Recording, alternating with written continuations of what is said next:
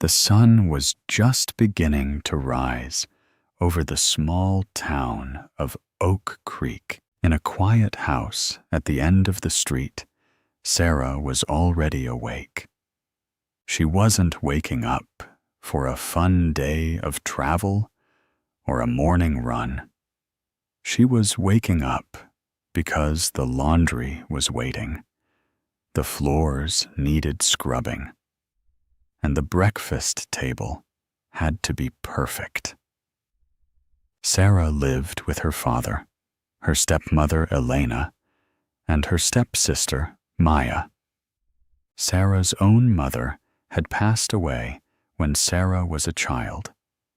For a long time, it was just Sarah and her dad. They were a team. But when Elena moved in, the house changed. Elena was a woman who loved expensive things. She loved soft chairs, gold earrings, and being served. Her daughter, Maya, was exactly like her. Maya spent her days staring at her phone, ordering shoes online, and complaining that the house was too hot or too cold. "Sarah, where is my tea?" Elena's voice echoed from the upstairs balcony. Sarah wiped her hands on her apron. "Coming, Elena." Sarah worked from morning until night.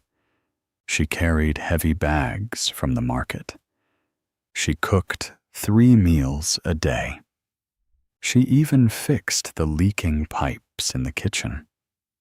Her hands were rough, and her back often ached. Her father saw her working, and sometimes he looked sad, but he didn't want to fight with Elena. He stayed quiet to keep the peace. One morning, the town was buzzing with excitement. Every year, the community held a grand garden festival. It was a day of music, dancing, and meeting neighbors. "Maya must look like a queen today," Elena said, brushing Maya's long hair. "We need to find her a successful, kind husband. A girl with her beauty deserves the best."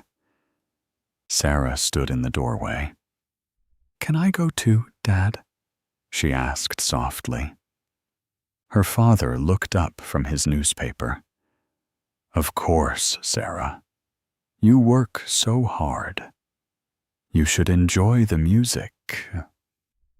Elena laughed, a sharp, cold sound. "In those clothes, Sarah, you look like a chimney sweep. If you want to go, you can walk behind us. Stay in the shadows so you don't embarrass your sister." At the festival, Maya wore a bright silk dress.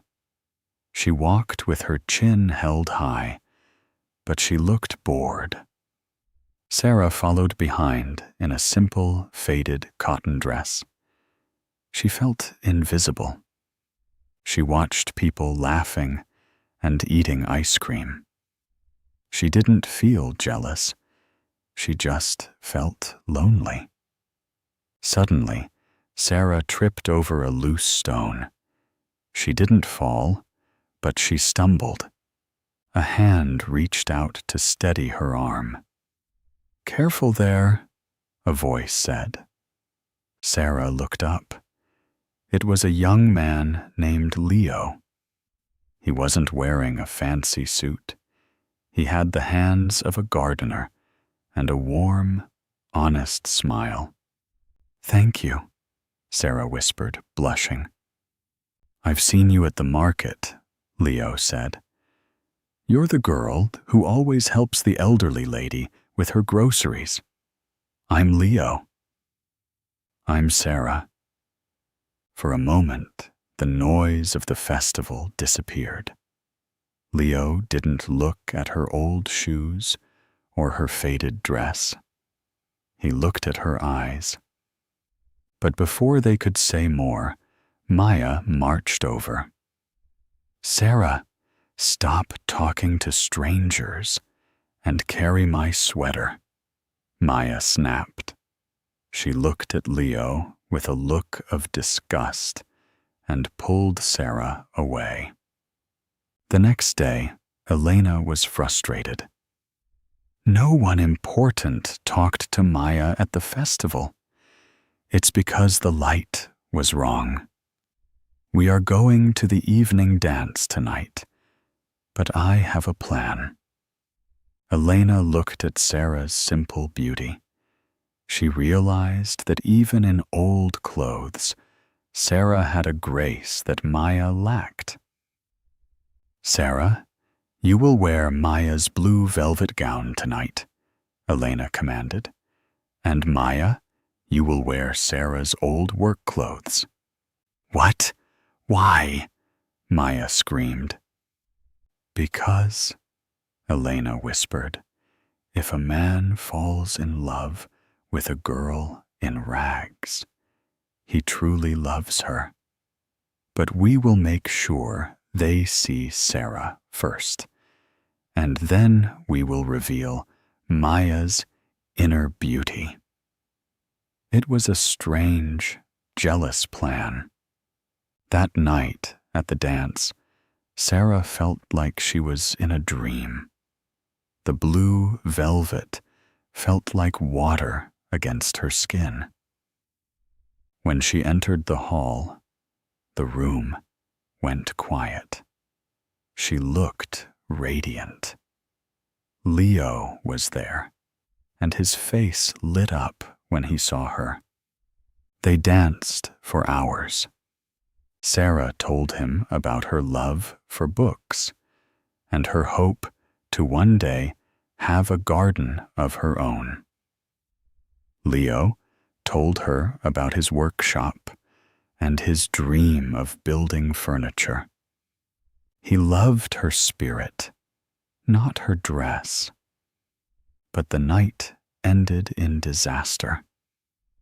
Elena, seeing that Leo was truly interested in Sarah and not Maya, grabbed Sarah's arm. "Time to go, servant girl," she hissed loudly, trying to humiliate Sarah in front of everyone. A few days later, the weather turned cold and rainy. Elena sent Sarah to the far woods to gather special herbs for a tea. "Don't come back until the basket is full," she said. The forest floor was slippery. Sarah reached for a herb near a small cliff. Her foot slipped, and she fell down a short slope. Her ankle snapped with a loud pop. The pain was sharp. She tried to stand, but she couldn't. She was trapped in the cold rain. Hours passed. It grew dark. Just when Sarah felt like giving up hope, she heard a voice calling her name. "Sarah! Sarah! Are you there?" It was Leo. He had gone to her house to see her, and when her father told him she hadn't returned, Leo ran into the woods. He found her shivering and hurt. He wrapped her in his coat and carried her all the way back to town. For the next 2 weeks, Leo came to the house every single day. He brought her books to read and oranges to eat.